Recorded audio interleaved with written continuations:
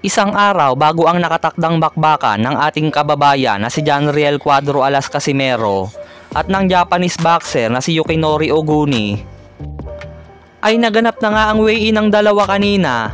Parehong tumimbang ng 121.9 pounds ang dalawa, pasok sa weight limit ng Super Bantamweight Division na 122 pounds.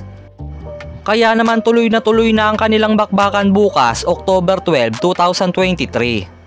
Mahalagang maipanalo ito ni Casimero upang lalong mapalapit sa inaasam-asam niyang laban kontra sa Japanese monster na si Naoya Inoue, na nakatakda namang labanan ng isa pa nating kababayan na si Marlon Tapales sa darating na December 26, 2023 para sa undisputed Super Bantamweight title.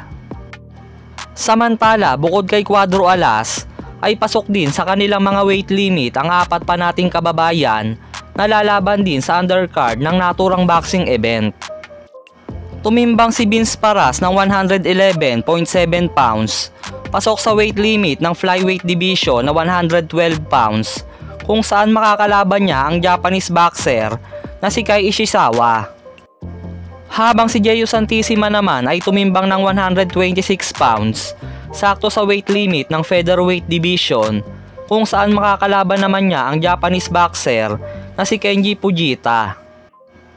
Si Froilan Saludar naman ay tumimbang na 117.4 pounds, pasok sa weight limit ng Bantamweight Division na 118 pounds, kung saan makakalaban niya si Keita Kurihara para sa OPBF Bantamweight title.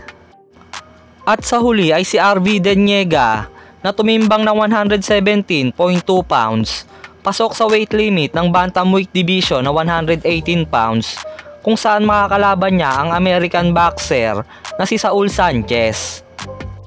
Sana ay ipanalangin natin ang tagumpay ng ating mga kababayan dahil ang panalo nila ay karangalan ng ating bansa.